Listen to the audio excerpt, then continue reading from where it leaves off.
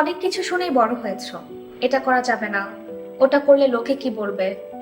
তোমাকে এমন ভাবে নিজেকে তৈরি করতে হবে যেন মানুষ তোমাকে দেখে শেখে, তাই তো? এটা বলা খুব খারাপ কিছু না, অবশ্যই এটা আমাদের ভালোর জন্যই সবাই বলে। কিন্তু তুমি কি জানো, তুমি এই কথাগুলো ভাবতে ভাবতে একটা সময় নিজেকে বদলে দিয়েছো। তুমি নিজেকে বদলে দিতে দিতে এমন একটা পর্যায়ে চলে গিয়েছো যে তোমার ভিতরের আলোটাকেই তুমি নিভিয়ে দিয়েছো। ওই যে কারণ, তোমাকে অন্যের মতো হতে হবে, সেই জন্য তুমি অন্যের মতো হওয়ার পিছনেই শুধু ছুটে গেলে। তুমি চেষ্টা করেছো সবার প্রত্যাশা পূরণ করতে, তুমি চেষ্টা করেছো সবার আশা পূরণ করার জন্য, সবার চাওয়াগুলোকে পূরণ করতে, যার কারণে তুমি একটা সময় তোমার ভিতরের ট্যালেন্টটাকেই তুমি কখনো সবার সামনে তুলে ধরতে পারোনি। তুমি তোমার মন খুলে ইচ্ছে মতো, পাখির মতো তুমি কিছু করার সুযোগ পাওনি। তাই আমার দিক থেকে আমি একটা কথাই বলবো, নিজেকে এভাবে বদলাতে দিও না, তুমি নিজেকে এভাবে হারাতে দিও না। তুমি অলরেডি নিজেকে হারাচ্ছ এটা ভেবেই যে তোমাকে সবার কাছে ভালো হতে হবে, তোমাকে নির্ভরযোগ্য হতে হবে, তোমাকে চুপ থাকা শিখতে হবে। কিন্তু তা করে কি তুমি আসলেই মনের শান্তি পাচ্ছ? তুমি কি স্যাটিসফাইড তোমার নিজের লাইফ নিয়ে? এই প্রশ্নটা তোমার কাছে করা আমার দিক থেকে।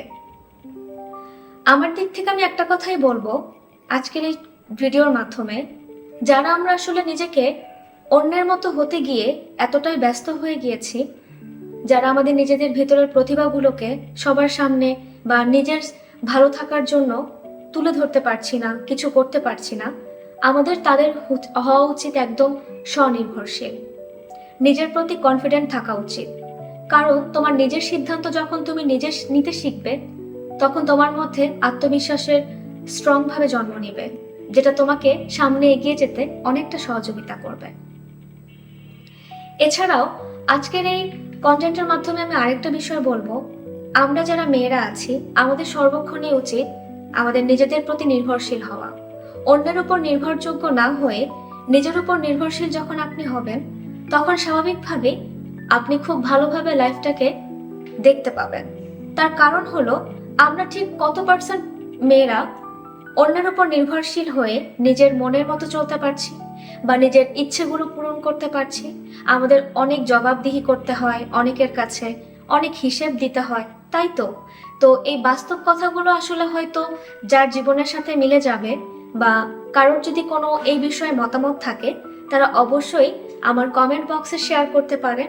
এছাড়া আমার ভিডিও যদি ভালো লেগে থাকে তাহলে অবশ্যই লাইক ফলো দিবেন এবং আপনারা প্রত্যেকেই আপনাদের মতামতগুলো আমার সাথে শেয়ার করবেন।